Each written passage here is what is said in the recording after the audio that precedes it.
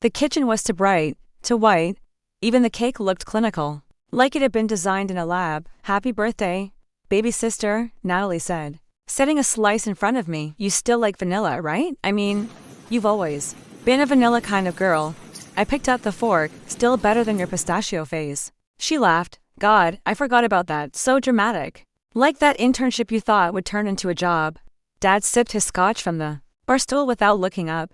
"Let's not bring up every disappointment in one sitting." "Not every disappointment," Natalie said. "Just today's." She sipped her wine, slow and deliberate. "You didn't get the promotion." I didn't flinch. "I know." She tilted her head. "Do you?" "Yes, Liam told me yesterday." "Well, damn," she said, mock pouting. "I thought I'd be the one to break it to you." I took a bite of cake. "He said you lacked executive presence." She ran a finger around the rim of her glass. "But hey, you always knew how to color inside the lines." Dad exhaled through his nose. Not quite a laugh. "Told you that." Firm was too political. "Should have gone into finance." "I hate finance," I said quietly. "That's never stopped anyone," he said. "You think Natalie loves regulation compliance?" "God, no," she said. "But I like being paid." I looked between them. "So, what was the bet?" Natalie's grin stretched. "You heard that, huh?" "I'd like to know." She leaned her elbows on the table. "I said there was a 5% chance you get it." Dad said 10. We split a bottle of Glenlivet over it. I nodded. "Classy. You know what your problem is?" She asked. "You think hard work is enough." "It's not. It's never been enough." I stood, carried my plate to the sink. "Don't be like that," she called. "You're still doing great for someone who peaked in high school." I turned. "You mean when I got into Stanford and you didn't?" She blinked. "Touche." Dad raised an eyebrow. "Let's not make this a contest. It's always a contest." I said, "Isn't that the whole point?" He looked annoyed. "Don't take it personally." "You're too sensitive." "No," I said. "I'm just done pretending this isn't what it is." Natalie picked up her phone anyway. "Happy birthday. 33's a great year to reset expectations." "I already have," I said. She didn't hear me. Or pretended not to. I walked toward the front door. "Where are you going?" Dad asked. "Home." "Cake not good enough?" He said. "No." I said without turning back. "It's perfect." "Hey," Mira said, leaning against the edge of my desk. "You good?" I clicked twice and minimized the email. "Fine, just catching up." She nodded slowly. "Because your jaw's doing that thing where it locks like you're about to bite through metal." I turned my monitor slightly. Natalie sent me her resume. Mira's eyebrows lifted. "For what?" I opened the email again, let her read it over my shoulder. The subject line read, "Be a doll." The body, "Think you can slide me into that director spot? I clean up well. Love you." "Oh. Hell no," Mira muttered. "She didn't." "She did. She knows that's the role you." "Yep." "Wow." I opened the attachment. Natalie's resume loaded in polished fonts and vague verbs. "She doesn't even have brand experience." I said, 2 years running digital campaigns for that Ecolotion startup that folded. She called herself a visionary revenue architect. Mira squinted. "What does that even mean?" "Means she can't quantify anything she did." Mira stepped back. "You going to forward it?" I looked up at her. "To who?" "Liam." She exhaled sharply. "Right?" "Liam." Liam Calder had inherited the role like a trust fund, polished, harmless, excellent at talking in meetings without saying anything. He'd hire her, I said, just for the dinner conversation. "True. They get along." "Neither one believes in substance." I stared at Natalie's resume for another long moment. "You know," Mira added gently, "you don't owe her this. She's my sister. She's not your responsibility." "I know." Mira tilted her head. "Then why do you look like you're about to write her a cover letter, too?" I sighed. "Because part of me still thinks they'll love me if I'm useful." Mira didn't answer that. She just sat in the spare chair across from me, quiet. I saved the file to a folder called Pending. "She'll follow up," I said. "Let her." I looked at the screen again. "She always lands on her feet." "That's her problem," Mira said. "Not yours." There was a knock at my door. Liam's head popped in. "Ladies." "Mira?" Looking radiant as ever. Mira didn't smile. "Quick note." Liam said. "Need your top 5 applicants by Monday. CEO wants us wrapped." I nodded, "Of course. Don't overthink it." He added, "We're looking for charisma. Someone who can hold court with clients, you know?" "Got it." I said. He lingered. "Also, that cake at your birthday thing. Unreal. Your sister is hilarious." I didn't move. "Thanks." He left. Mira's mouth was a flat line. "She's hilarious," I said softly. "She's toxic." I turned back to the screen.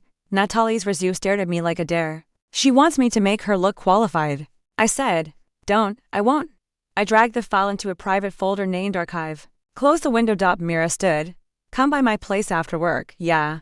"Bring wine." We'll torch the patriarchy and watch something violent? I smiled. Sounds therapeutic. She paused in the doorway. Proud of you, you know? For what? For not shrinking, even when they treat you like you should. I met her eyes. Thanks. She left and I stared at the empty screen. Quiet, certain. Done. The drawer stuck. I yanked harder. It gave way with a sigh, like it knew what I was about to do. I sat cross-legged on the living room rug, files spread around me like Fallout performance. Reviews, project outlines, strategy decks, every step I took while someone else got the credit. At the bottom, under a wrinkled envelope and a half-torn thank you card, was a red notebook. It was cheap, spiral-bound. I opened it. What I will build. Without them, dated September 12, 2016. The handwriting was messier than I remembered. Is that the list? Natalie had asked back then, peering over my shoulder. Or your TED Talk? I hadn't answered. I never did when she teased. That only fed her. You should add thicker skin to the list, she'd said. Walking away in her cheer uniform, I turned the page. Lead a team, launch a product, earn more than dad by 35, speak last in a room and still be heard. Never owe Natalie anything. Last one was underlined twice. My phone buzzed.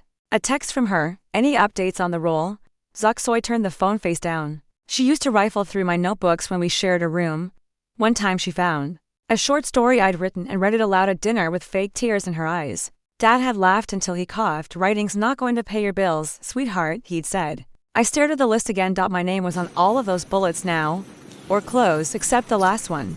Natalie had a way of appearing right when something was missing, and she'd present herself as a solution, the shortcut, the shiny thing I should be grateful for. I stood and grabbed a pen from the coffee table. Never owe Natalie anything. He drew a third line under it. Pressed hard. My resume was cleaner than hers. Metrics, results, no winks, no fluff. I had 3 offers in my inbox right now, none of them from people who shared my blood. I added one more line to the page, say yes to myself. Then I closed the notebook, filed it at the top, and shut the drawer. Kendra tapped her pen against the edge of her tablet. Okay, you ready? I nodded. Let's go. She pulled out the spreadsheet. We've got 34 applicants. You already flagged 22. Want to start with the borderline ones? Sure. We went one by one. A few were obvious, no sloppy formatting, zero strategic background. A couple I wanted to like, but the metrics were in their. When Kendra said, next one's Natalie Lang. I didn't react. She tilted her head. Lang, any relation? I kept my eyes on the screen. My sister. Oh? Beat, you still want to review it? Yes, she clicked. Natalie's file open, pristine formatting, half-true numbers, inflated titles. Kendra read aloud. Oversaw brand activation for global wellness campaign. That sounds fancy. The campaign had 1 billboard in Miami and a podcast. Ad read, she managed a team of interns. The growth she mentions? That was a press mention in a D-list blog. Do you want to recuse yourself? Kendra asked gently. No, okay, let's rate it. I gave her the numbers. Flat and clean. Skills, 3. Leadership, 2. Execution, 4. Cultural fit, 1. Kendra entered them. Comments, professional polish but lacks strategic depth. Doesn't meet core criteria. She paused. Then typed. I looked at the ceiling. Is that going to be a problem? No. Kendra said. You scored her objectively. Honestly, more generous than I would have been. She's good at selling the surface. Kendra smiled faintly. A lot of people are. Doesn't mean we hired them. We moved on. 3 candidates later. Kendra pulled up Jordan Lee. She's my favorite, I said. She's mine too, Harvard MBA. But doesn't lead with it. Listen to this, her last manager wrote. Jordan makes people smarter just by being in the room. I smiled. That sounds familiar. Kendra laughed. You mean like you? No, I said. I mean like who I wanted to be. Jordan's resume had no fluff. Every line pointed to outcomes. She built teams, not empires. She listened, then acted. She's already confirmed for Friday, Kendra said. Wants to come in early. Make sure she gets coffee.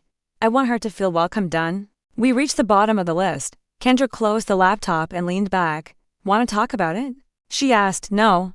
She nodded. Then I'll file these. As she left, I stared at the screen where Natalie's name had been. I didn't reject her. Her record did. The roast chicken was perfect, as always. Crisp skin, rosemary, lemon steam. Mom served it in silence while Natalie scrolled through her phone. So? Natalie said, laying it down dramatically. I'm still waiting to hear back about that director role. I nodded. I'm aware. Dad didn't look up. You apply through the front door. Or did someone walk it in? I sent it to my sister, Natalie said sweetly. Figured it'd be smart to have an inside advocate. Smart, Dad said. Strategic. I reached for the salt. Mom passed it without meeting my eyes. Natalie went on, I don't want special treatment, just fair consideration. Dad stabbed a green bean. Well, if you don't hear back soon. Assume they passed, that's how they do it now, no spine. I'm sure I'll hear something, she said, eyes flicking to me. Eventually, I cut into the chicken. How's the consulting gig? She made a face. Ugh, Dad, everyone's cutting budgets. That's why this job would be such a win. Dad looked at me. You're on the hiring team, aren't you? I am, and we're following a structured review process, which means, I said. We're reviewing candidates against a standard rubric. He set down his fork. So she gets no advantage for being blood? She gets evaluated the same as everyone else. Natalie laughed under her breath. How very noble. You'd rather nepotism? I asked calmly. I'd rather not have to prove myself twice in the same room. You chose to apply, I said, and you chose not to support me. No, I said. I chose not to compromise the process. She pushed her plate back. It's always rules with you. Dad leaned back. She's always been rigid. Remember when she cried because the Monopoly money wasn't stacked right? I was 6, I said. And you're still 6 inside, Natalie said. Control freak with a clipboard, Mom stood. Anyone want more wine? No, I said. Thanks. Natalie sighed. You know what's funny? If I get this role, you'll have to report to me. I looked at her. You're not on the short list. Silence fell like glass. What? She said. You didn't make it past initial scoring. You're joking? I shook my head. Dad looked between us. You're saying you rejected her. I'm saying she didn't qualify. Natalie's voice dropped. Unbelievable. You asked for a fair shot. I said. You got one. She stood, grabbing her coat. You've always hated when I shine. I stayed seated. I just prefer light to heat. She slammed the door. Dad muttered, You're cold. Mom sat down slowly. She'll land somewhere. I'm sure she will. I said. She always does. No one spoke for a long time. The chicken cooled. The tile was wet and cold under my feet. Chlorine clung to my skin like a second layer. My silver medal hung around my neck, still damp from the water. You look like you won a participation trophy, Natalie said. Lounging on the bench in her dry clothes, legs crossed. Second place to nothing. I didn't answer. She smirked. Seriously. Who even came in first? That girl from Lincoln with the brace face. Her name's Emily, I said quietly. Whatever. You were faster last week. Guess nerves got you. I was the seconds behind her. That's a lot in swimming. I pulled off my cap. I still placed. You don't get credit for almost. She stood and brushed invisible lint off her jeans. You've got this weird thing where you want applause for breathing. I trained every morning for 6 weeks. Silver's not gold. She said. But sure, celebrate mediocrity. I stared at the floor. The locker room hummed with showers and distant whistles. My fingers curled around the strap of my medal. You know what your problem is, she said. Tilting her head, you think effort means you're owed something. I don't, you do. And people can smell it. Why are you even here? I asked. Dad told me to pick you up. You could have waited outside, she shrugged. This was more fun, that night. She told the story at dinner. She was so proud, Mom, Natalie said, laughing. Silver. And then she pouted the whole ride home. I looked at my plate. Dad. Didn't look up. You win or you don't. No need to sulk. I wasn't sulking. She just didn't like hearing the truth, Natalie said. That second means someone was better. Mom passed the mashed potatoes. You did your best, honey. Natalie rolled her eyes. Here we go. Dad grunted. Next time. When. I folded the memory and filed it somewhere small that night. But I never forgot how it felt. How fast joy could sour in her mouth. How she smiled when she did it. Now. Sitting in my apartment with her file in a private folder and silence ringing like pool water in my ears, I realized something. She'd always been louder. I'd always been better. She just hated that no one had ever said it out loud. She didn't knock. Double quotes. Natalie, I said, not looking up. You don't have an appointment. Didn't think I'd need one with my own sister. I finished typing the sentence I was in. Then I met her eyes. She shut the door behind her. Don't worry, she said. I won't take long. I just need to know what the hell is wrong with you. I'm in the middle of something. No, you're hiding behind policy and pretending it's professionalism. I stood and crossed to the small table by the window. Would you like to sit? I'm not here to sip tea and play office. I gestured anyway. Sit. She sat barely. One thigh on the edge, arms crossed tight.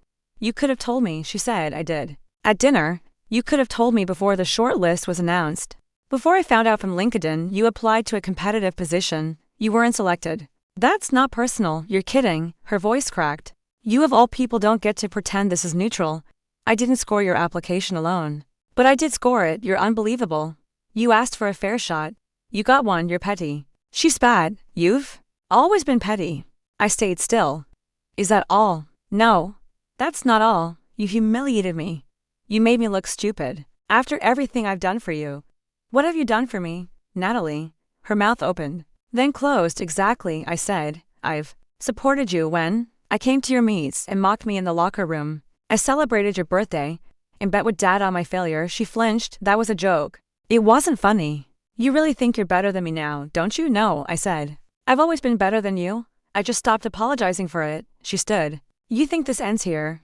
Yes, I said, I do. You're a cold, bitter woman. I walked to the door and opened it. If you can't handle rejection, Natalie, you're not ready for leadership. She stared at me. I hope you find something, I said. But it won't be here. She walked out. No slam. No dramatic turn, just footsteps and silence. I closed the door behind her, then sat down and kept typing. I found the email at 7:12 a.m., wedged between a newsletter and a calendar invite. The subject line read, "Thank you, sincerely." I clicked. Hi. I just wanted to say thank you for how you handled the process. It was transparent, challenging, and kind. I've never had a female leader make space like this. I hope I do the same for someone one day. Warmly, Jordan Mira walked in as I was printing at early start. She said, "Couldn't sleep." She set her bag down. "What's that?" I handed her the paper. She read it in silence. "She gets it," Mira said finally. "She does. I like her already, so do I." I pinned the note above my desk, next to the sketch I made of my first product launch strategy. The one Natalie said was too ambitious for a beginner. She's going to do good things here, I said. Mira nodded because she was chosen by someone who didn't flinch. I turned to her. You think I flinched? No. I think you stopped needing to. We worked in silence for a while. An hour later, Jordan stepped into my office. She was sharper in person, not in clothes or voice, but in presence, steady, not loud. "Come in," I said. "Thanks. I just wanted to say hi in person before orientation started." "Sit." She did. Hands folded, but relaxed. "I loved your note," I said. I meant every word. "You're going to lead well here."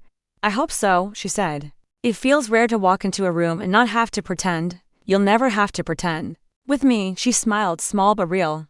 "I'm not here to be liked," she said. "But I want to be fair." "Good, because fair is rare." She stood. "Thanks for building something worth stepping into." "Thanks for stepping in." After she left, Mira reappeared in the doorway. "She's going to make you proud. She already has."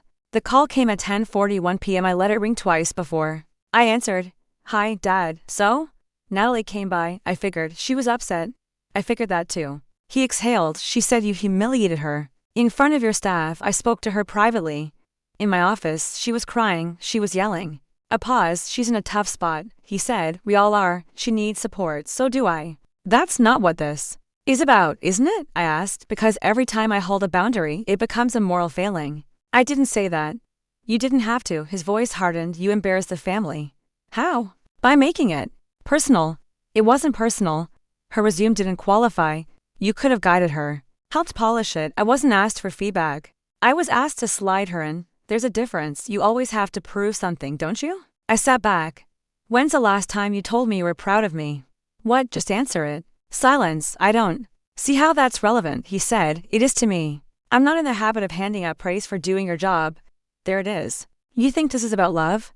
I think it's about whose success gets honored and whose gets tolerated. She's your sister. She's your favorite. He didn't deny it.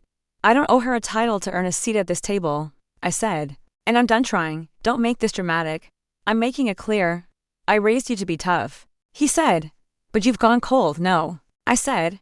"I've gone quiet. There's a difference. You'll regret this." "I already did for years." He hung up first. I turned off the phone, placed it face down, and let the silence stay. The street was still damp from the night. The sky hadn't decided on a color yet, just gradients of gray. I didn't bring coffee. I wanted to feel everything. A man unlocked his flower shop across from my building. He nodded once. I nodded back. My heels clicked differently that morning. Not louder, just steadier. At the third light, I called Mira. "You're up early," she said, yawning. Walking in. "Oh God. Why?" "I needed air." She paused. "You okay?" "I'm not angry anymore." She laughed softly. "Should I be worried or impressed?" "Neither." "Wait. Is this peace? Maybe. You sound different." "I feel different." She waited. "Did he call you last night?" "What did he say?" "That I embarrassed the family." "Jesus. That Natalie's in a tough spot because of her own choices." I asked him when he was last proud of me. "What did he say?" "He didn't." "Of course not. I didn't need him to. I just needed to ask." Mira exhaled. "That's power." "No," I said, "that's clarity." I crossed under the train tracks. A cyclist brushed past, fast and silent. He said, I regret it. I added, you won't, I know. You sure you want to go in today? I want to be exactly where I am, she softened. I'll bring the good coffee, don't. I want the bad stuff. I heard her smile. See you in an hour. I pocketed my phone. The sun cracked through a cloud. Natalie would land. She always did. But I wouldn't be the stud this time. I closed my office door. The glass caught my reflection, sharp lines, soft jaw, steady gaze, no mask. The shelves were cluttered. Books I hadn't opened in years. Gifts I didn't like. Trophies I hadn't earned alone. I pulled one down, a gold plaque from a team award. Natalie had been at the dinner when I got it. She clapped the loudest. You still reading this one? Mira's voice floated in from the doorway. She leaned against the frame, holding her coffee. I held up a hardcover. Brand Empires, The Psychology of Influence. Nope, trash it. I dropped it in the box. Spring cleaning in October, she asked, just clearing space. For what? I didn't answer. She stepped in, curious. What are you framing? Something. I held up the photo, me at a beach 3 years ago. No makeup, wind in my teeth, smile crooked. I like that one, she said. So do I. You look unedited, she nodded. That's rare around here. I placed it dead center on the middle shelf. You finally arrived, she asked. No, I said. I finally stayed, she smiled. Well, damn, took long enough. I tossed 2 more books in the box. You want any of these? Only if one of them bursts into flames when Natalie touches it. I laughed. Unfortunately, none are enchanted. Then I'm good. She leaned closer. So what now? Now, I said. Wiping dust from the shelf. I work, I lead, I don't explain. Mira raised her cup. To not explaining, I clinked mine against hers. To not shrinking, she left. I turned off the overhead light. Let the morning spill across the carpet. It was enough. The recruiter's voice was smooth, confident. We're expanding in San Francisco, she said. Senior VP of Strategy, Global Scope. You'd have a blank canvas. I looked out the window. The skyline pulsed in the distance. Walk me through the comp. I said. She did. Numbers, equity, autonomy. You'd report directly to the CEO, she added. But they're hands off. You'd own the build. When would they want me? Quarter start. That's 8 weeks. But if you need longer, no, I said. That's fine. She hesitated. So, is that a yes? I smiled. It is. I didn't tell anyone. Not Mira. Not my mother. Especially not Natalie. The flight left early. I carried one bag and wore no makeup. On the plane, a woman beside me was crying into her phone. I gave that company everything, she whispered. And they gave me a severance check and a smile. I didn't interrupt. But I understood. When the plane lifted, I exhaled. San Francisco would be colder, sharper, more expensive. But it was mine. I thought of Natalie, of her narrowed eyes and perfect hair, of how she folded her arms like she was still 13 and the world owed her a crown. I thought of Dad, jaw clenched over a glass of scotch, measuring daughters, like investments gone stale. I thought of how small their world had always been. How tight, how conditional. I didn't hate them, I just didn't need them. I closed my eyes as a cloud swallowed the coast, and I let it all shrink behind me.